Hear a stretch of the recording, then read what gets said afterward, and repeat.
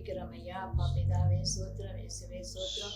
பரிசுத்த ஆவியானவரே, திருத்துவ தேவனே, உம்மை மூடி ஒருவராய் வந்தவரே, உம்மை துதிக்கிறோம். அழகுள்ளவரே, 10,000ங்களில் சிறந்தவரே, தேனிலும் இனிமையத்தை விட்டாத அமுதமே, உம்மை துதிக்கிறோம் துதிக்கிறோம். நாங்கள் நன்றி பலி செலுத்துகிறோம் ஐயா. நீர் செய்த ஒவ்வொரு நன்மைகளுக்காக நாங்கள் நன்றி பலி செலுத்துகிறோம். நசரேயனா இயேசு கிறிஸ்து நாமத்துல கேட்கிறோம் ஜீவன நல்ல தகப்பனே, ஆமென். சந்தோஷம் தந்திடவே, சமாதானம் தந்திடவே இயேசு ராஜா மண்ணில் வந்தாரே. அவரை போல ஒரு தெய்வம் இல்லையே. சந்தோஷம் தந்திடவே, சமாதானம் தந்திட இயேசு ராஜா மண்ணில் வந்தாரே. அவரை போல ஒரு தெய்வம் இல்லையே. நோய்களை சுமந்திடவே இயேசு வந்தாரே. என் துக்கங்களை ஏற்றிடவே இயேசு வந்தாரே. நோய்களை சுமந்திடவே இயேசு வந்தாரே. என் துக்கங்களை சுமந்திடவே இயேசு வந்தாரே. பரலோக ராஜா மண்ணில் வந்தார், பாவ தோஷத்தை மன்னித்தார். பரலோக ராஜா மண்ணில் வந்தார், பாவ தோஷத்தை மன்னித்தார். சந்தோஷம் தந்திடவே, சமாதானம் தந்திடவே இயேசு ராஜா மண்ணில் வந்தாரே. அவரை போல ஒரு தெய்வம் இல்லையே. அன்பு கூர்ந்தார், மண்ணான என்னையும் அன்பு கூர்ந்தார். அறியும் அறிவை எனக்கு தந்தாரே. பரலோக ராஜா எனக்காய் வந்தார். நன்றி நன்றி நன்றி நன்றி ராஜா. பரலோக ராஜா எனக்காய் வந்தார். நன்றி நன்றி நன்றி நன்றி ராஜா. தந்திடவே தந்திடவே இயேசு ராஜா மண்ணில் வந்தாரே. அவரை போல ஒரு தெய்வம் இல்லையே.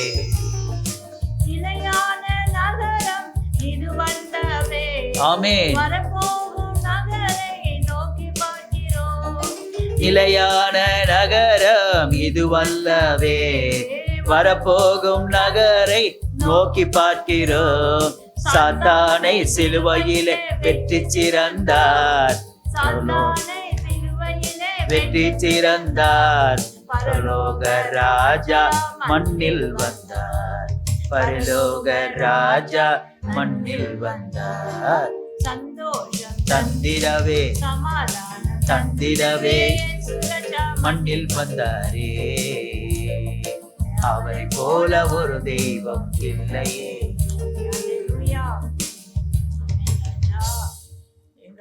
எங்களுக்கு சமாதானம் சந்தோஷம் தந்திடவே இந்த பூமிக்கு நீங்க வந்தீங்க ராஜா.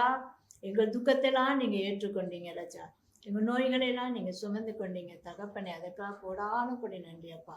இப்போது கூட வியாதியோடு வறுமையோடு பிள்ளைகள் அமர்ந்திருந்தாலும் இந்த நேரத்தில் ஆண்டவரே வியாதி சுகம் கொடுங்க. பஷாலமான தூரமனர் யாந்த கல்வாரி ரத்தத்தை திழிக்கிறோமே. இயேசு ரத்தத்தினால் ஆண்டவரை விடுதலை உண்டு என்று சொன்னீங்களே அப்பா. சுகத்தை கொடுக்கிற தேவன் ஐயா, பாதுகாப்பை கொடுக்கிற தேவன் ஐயா. நிலையான நகரம் இதுவல்லப்பா, வரப்போகிற நகரத்தை நாங்கள் நோக்கி பார்த்து கொண்டு இருக்கிறோம். அப்படியா ஒவ்வொரு பிள்ளைகளும் ஐயா உண்மை நோக்கி பார்க்கணும் ராஜா. இது நிரந்தரமான உலகம் அல்ல என்று மக்கள் அறியணும் ஐயா. அல்லேலூயா சோத்திரம். உண்மை அறிவை மக்களுக்கு கொடுக்கும்படியாக ஜெபிக்கிறோம் ஐயா. படிக்கிற பிள்ளைகளுக்கு நல்ல ஞானத்தை தாங்க அப்பா. பாதுகாப்பை கொடுங்க. போக்களை வளர்க்கிற சமூகம் இருக்கட்டும். வாலிப பிள்ளைகளை இரத்த கொட்டைகளை மூடி மறைத்து கொள்ளுங்க தகப்பனே. அல்லேலூயா சோத்திரம் சோத்திரம். நன்றியோடு துதிக்கிறோம். இதோ ஆளுகை செய்கிற தலைவர்களெல்லாம் உங்களுடைய ஆளுகைக்குள்ள கொண்டு வாங்க. நம்முடைய சிந்தையை கொடுங்க. தேசம் ஆசீர்வதிக்கப்படட்டும். விவசாயிகள் ரட்சிப்புல கொண்டு வாங்க ராஜா. எல்லா பிள்ளைகளும் ஒருவரும் கெட்டு போகாதபடி எல்லோரும் நித்திய ஜீவனை பெற்றுக்கொள்ளும்படி அந்த வேலையை நாங்கள் செபிக்கிறோம் ஆண்டவரே. இதோ வார்த்தை பிள்ளைகளுக்கு பிரயோஜனமா இருக்கட்டும். அதை கேட்கிற ஒவ்வொரு பிள்ளைகளும் ஆண்டவரே விடுதலை ஆகட்டும் தகப்பனே. அதிசயம் அற்புதங்கள் நடக்கட்டும். உங்க நாமம் மகிமைப்படட்டும். நசரேயனா இயேசு கிறிஸ்து நாமத்தை கேட்கிறோம் ஜீவன நல்ல தகப்பனே, ஆமென். கர்த்தருக்கு ஸ்தோத்திரம். இந்த நாளிலே நாம் தெய்வ சமூகத்தில் சபை குறித்து நாம் பார்த்தோம். கடந்த வாரம் கூட வேதம் சொல்லுகிறது, நம்ம சபையில் இருக்கிற பரிசுத்தவான்கள் சீர்பொருந்தும் பொருட்டு அப்படின்னு சொல்லி அவர் வரங்களை கொடுக்குறார் இல்லைங்களா? நம்ம பார்த்தோம், கடந்த வாரம் பார்த்தோம் என்னென்ன வரங்களை என்னென்ன போஸ்டிங் கொடுக்குறார் நமக்கு. அப்போஸ்தலர், தீர்க்கதரிசி, சுவிசேஷகர், மேய்ப்பர், போதகர் அப்படின்னு வசனம் கொடுக்குறார். இப்போ யாருக்காக? பரிசுத்தவான்கள், சபையில் உள்ள பரிசுத்தவான்கள் சீர்பொருந்தும் பொருட்டு. நாம் எதில் சீர்பொருந்தணும் அப்படின்னா என்ன அர்த்தம்? சீர்பொருந்துறதுனா என்ன அப்படின்னு நம்ம தெரிஞ்சுக்கணும். அல்லையா? நீங்கள் வேத வசனத்தில் பார்த்தீங்கன்னா தீத்து புத்தகம் 2வது அதிகாரத்தை நம்ம தியானித்து முடிச்சிடலாம். நீயும் ஆரோக்கியமான உபதேசத்தை ஏதுவானவர்களை பேசு. என்ன சொல்கிறாரு? தீத்து எழுதும்போது எப்படி எழுதுறாருன்னா, நீயோ ஆரோக்கியமான உபதேசத்துக்கு ஏற்றவைகளை பேசு. சபையில் எந்த வார்த்தை வரும்னா ஆரோக்கியமான வசனம். ஆரோக்கியமான வசனம் உங்களுக்கு எங்கே கிடைக்கும்னா கூட்டங்களில் கிடைக்காதுங்க, சபையில் தான் கிடைக்கும். இல்லையா? ஒரு தொழுவத்தில் ஆடு கட்டப்பட்டிருக்கிறதுன்னு சொன்னால் அந்த தொழுவத்தில் இருக்கிற ஆடுக்கு எப்படி அதுக்கு உணவு கொடுக்கணுன்றது யாருக்கு தெரியும்? மேய்ப்பனுக்கு தான் தெரியும். வேறு யாருக்கு தெரியறதுக்கு சான்ஸ் இல்லை. ஒரு குழந்தைய கூட எடுத்துகிட்டு போய் யாருன்னா கொடுத்துட்டு கொஞ்சம் பார்த்துங்கம்மா நான் போயிட்டு வரேன் ஒரு இடத்துக்குன்னு ஒரு போகிறாங்கன்னு வச்சுக்க, ரிலேஷன்ஷிப்லேயே அந்த குழந்தைக்கு தேவையானதில் அந்த தாய் என்ன பண்ணுவாங்க? அவங்க யார் பார்த்துக்கிறாங்க அவன்கிட்ட கொடுத்து இத்தனை மணிக்கு இந்த மருந்தை கொடுங்க, இத்தனை மணிக்கு இந்த சாப்பாடு கொடுங்க எல்லாம் சொல்லி கொடுத்துட்டு போவாங்க. குழந்தைய விட்டுட்டு நீங்கள் பாரு கொடுத்தங்க நீங்கள் ஏதாவது கொடுங்க கொடுத்துட்டு போவாங்கல்ல? போக மாட்டாங்க. ஏன்னா அந்த தாய்க்கு தான் தெரியும் அந்த குறிப்பிட்ட அந்த குழந்தைக்கு என்ன கொடுக்கணும், எப்போ கொடுக்கணும், ஏது கொடுக்கணும். அதே மாதிரி சபையில் இருக்கிற விசுவாசிகள் சபையிலேயே தங்கி இருக்கணும். அல்லையா? ஏன்னா அந்த சபையில் என்ன கிடைக்கணுன்றது அங்கே சொல்கிறார் வசனம் 2:1 வசனம். நீயோ ஆரோக்கியமான உபதேசத்துக்கு ஏற்றவைகளை பேசு. அப்போ அந்த சபையில் இருக்கிற போதகர் பேசுகிற வார்த்தை இருக்குதே, அந்த சபை விசுவாசிகளுக்கு எதை கொடுக்கும்? ஆரோக்கியத்தை கொடுக்கும். இல்லையா? ஆரோக்கியமாக இருக்கணும், நல்ல ஸ்ட்ராங்காக நல்ல ஆரோக்கியமாக இருக்கணும். சும்மா மேலே மாத்திரம் பாலிஷாக இருந்து பிரயோஜனம் இல்லை. நம்மளாம் எப்படி இருக்கணும்? நாட்டுக்கோழியாக இருக்கணும், பிராய்லர் கோழியாக இருக்கக்கூடாது. இந்த கண்ட இடத்துக்கெல்லாம் சபைக்கு போய் சத்தியத்தை கேட்குறவங்களாம் பிராய்லர் கோழியாக தான் இருப்பாங்க. ஒரே சபையிலேருந்து இந்த சபையினுடைய சித்தத்தை நிறைவேற்றுறாங்க பாருங்க, அவங்களாம் நாட்டுக்கோழியாக இருப்பாங்க. இதான் உண்மைங்க. ஏன்னா சீர்பொருந்தணுமோ, அதுக்கு தான் சொல்கிறேன் நான். அதை எப்படி சொல்கிறார் பாருங்க, முதிர் வயது உள்ள புருஷர்கள் ஜாக்கிரதை உள்ளவர்களும் நல்லொழுக்கம் உள்ளவர்களும் தெளிந்த புத்தி உள்ளவர்களும் விசுவாசத்திலும் அன்பிலும் பொறுமையிலும் ஆரோக்கியம் உள்ளவர்களாக இருக்கும்படி புத்தி சொல்லு. அப்போ அந்த சபையில் இருக்கிற வார்த்தை எப்படி இருக்குன்னா, முதிர் வயது உள்ள புருஷர்களுக்கும் அது எப்படிப்பட்டதா இருக்கும்? ஜாக்கிரதையாக அவங்க இருக்கிறதுக்கு உண்டான வசனம் வரும். அவங்க நல்ல ஒழுக்கமாக இருக்கிறதுக்கு தகுந்த மாதிரி வசனம் வரும். அவங்க தெளிந்த புத்தியோடு கூட தைரியமாக கர்த்தர் மேல விசுவாசத்தில் கொஞ்சம் கூட அவங்க அவிசுவாசம் கொள்ளாதபடியான வார்த்தை அங்கே வரும். அல்லையா? விசுவாசத்திலும் அன்பிலும் பொறுமையிலும் ஆரோக்கியம் உள்ளாக்கும்படியான வார்த்தை அங்கே கிடைக்கும். அப்போ அவங்க வாழ்க்கை எப்படி இருக்கும்? சமாதானமாக இருக்கும், சாந்த குணமுள்ளவர்களாக இருப்பார்கள், கோபம் வராது, வாழ்க்கையில் பொறுமையாக இருப்பாங்க. அடுத்தது, முதிர் வயதுள்ள ஸ்திரீகளும் அப்படியே பரிசுத்தத்துக்கேற்ற விதமாய் நடந்து கொள்ளுகிறவர்களும் அவதூறு பண்ணாதவர்களும் மதுபானத்துக்கு அடிமைப்படாதவர்களும் இருக்கவும், தேவ வசனம் தூஷிக்கப்படாதபடிக்கு பாலிய ஸ்திரீகள் தங்கள் புருஷனிடத்திலும் தங்கள் பிள்ளைகளிடத்திலும் அன்புள்ளவர்களும். இதெல்லாம் எங்கே கிடைக்குங்க? சபையில் தான் நமக்கு அட்வைஸ் கிடைக்கும். வார்த்தைகள் அழகாக பேசுவார் ஆண்டவர். அல்லேலூயா. எப்படி தாய் தகப்பனுக்கு கீழ்ப்படியணுன்றதை பற்றி சொல்லுவார். அல்லது ஸ்திரீகள் எப்படி புருஷனிடத்துக்கு கீழ்ப்படிய வேண்டும் என்பதை குறித்து பேசுவார். ஏன்னா இதெல்லாம் பார்த்தீங்கன்னா சபைக்கு உரியது. கணவன் மனைவி கூட எப்படின்னா அந்த ஐக்கியமே எதுக்காக அவர் உண்டு பண்ணுறாருன்னா, சபைக்கும் அந்த சபையில் இருக்கிற விசுவாசிகளுக்கும் உள்ள ஐக்கியம். அந்த சபை விசுவாசிகள் தேவனிடத்தில் எந்த அளவுக்கு வார்த்தையில் ஐக்கியமாக இருக்கணுன்றத வெளிப்படுத்ததான் அந்த திருமண உடன்படிக்கையை அவர் ஏற்படுத்தி வச்சிருக்கார். நமக்கு மணவாளன் யாருங்க? ஏசப்பா. நாமெல்லாம் யாருங்க? மணவாட்டிகள். அல்லேலூயா. அப்போ சபை கிறிஸ்துவுக்கு கீழ்ப்படியணும். மனைவி எப்படி புருஷனுக்கு கீழ்ப்படுகிறாளோ அதே போல சபை விசுவாசிகள் வார்த்தையின்படி தேவனுக்கு கீழ்ப்படுகிறவர்களா இருக்க வேண்டும். அல்லேலூயா. கீழ்ப்படியாம வந்ததுனால தான் என்ன வந்துச்சு?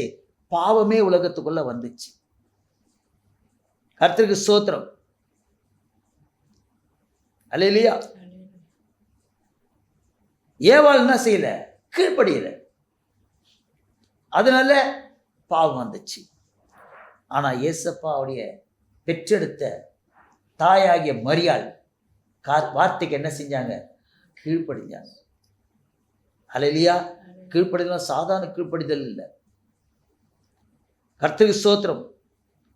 அவமானத்தை சகிக்கத்தக்கதான ஒரு காரியத்தை அவங்க செஞ்சாங்க. ஏன்னா திருமணம் ஆகாமல் ஒரு பிள்ளை, ஒரு பெண் கர்ப்பவதியானா கல்லால் அடிச்சு சாகடிப்பாங்க. அல்லேலூயா. ஆனா அந்த அம்மா திருமணம் ஆகாமலே அந்த அம்மா என்ன பண்ண? கர்ப்பம் தரிச்சாங்க. அதுக்கு ஏற்ற கணவனையும் கர்த்தர் கொடுத்தார், நீதிமானாய் கொடுத்தார். அல்லேலூயா. யோசேப்பு யாருங்க? நீதிமான். அவளை அவமானப்படுத்த விரும்பல. அதே நேரத்தில் ஆண்டுடைய வார்த்தை நித்திரையில கிடைத்த அந்த சொப்பனத்தில் கிடைத்த வார்த்தையை நம்பி விசுவாசித்து மரியாதை சேர்த்து கொண்டார். எல்லாம் நடந்தது பாருங்க. இதெல்லாம் யாருடைய திட்டம்? கர்த்தருடைய திட்டம். அப்ப சபை எப்படி இருக்கணும்? பரிசுத்தமா இருக்கணும். அல்லேலூயா. அதுதான் ஆண்டவர் விரும்புறார். இதெல்லாம் சீர்பொருந்து பொருட்டான வார்த்தைகள் எங்க கிடைக்குன்னா, ஆரோக்கியமான வசனம் எங்க கிடைக்குன்னா, சபையில தான் உங்களுக்கு கிடைக்கும். அல்லேலூயா. அந்த சபையில் இருக்கிற பாஸ்டர் அவங்களுக்கு சத்தியத்தை சொல்லி அவங்களுக்கு ஞானஸ்தானம் கொடுத்து அவங்களுக்கு திருவிருந்து கொடுத்து அவங்களுக்காக விண்ணப்ப அட்டை எடுத்து அவங்களுக்காக ஜெபம் பண்ணி உபவாசம் பண்ணி அவர் செய்கிறார் பாருங்க. அதுதான் உங்களுக்கு ஆரோக்கியமா இருக்கும். ஊர் பேர் தெரியாத பாஸ்டர்கிட்ட போய் பேரை எழுதி கொடுத்து அங்கெல்லாம் போய் விண்ணப்பம் எழுதி கொடுத்து அப்படிலாம் செய்யாதீங்க. சபையில கொடுங்க. உங்களுக்காக பாரத்தோடு ஜெபிக்கிற அவர் தான். உங்க பேர் முதல் கொண்டு தெரியும், நீங்க எங்க இருக்கிறீங்க அட்ரஸ் முதல் கொண்டு அவருக்கு தெரியும், உங்களுக்கு என்ன பாடுகளில் இருக்கிறீங்கன்னு சொல்லி உங்களை விசாரிக்கிறவராகவும் அவர் இருப்பார். போன வாரம் வந்தீங்களேம்மா, இந்த பிரச்சனைக்காக என்கிட்ட சொன்னீங்களே, இப்போ எப்படி இருக்கிறீங்க அப்படின்னு விசுவாசிக்கிற அந்த பற்றுதல் எங்க இருக்குன்னா சபையில் இருக்கிற பாஸ்டருக்கு தான் இருக்கும். அல்லேலூயா. அப்போ விண்ணப்பம் எங்க கொடுக்கணும்? பாஸ்டர்கிட்ட தான் நீங்க கொடுக்கணும். அங்கத்தான் விண்ணப்பம் தெரியும். அவங்க தான் உங்களுக்கு பாரப்பட்டு ஜெபிப்பாங்க. அல்லேலூயா. ஏன்னா அங்கத்தான் உங்களுக்கு ஆரோக்கியமான வசனம் கிடைக்கும். அதான் வசனம் மிக முக்கியம்.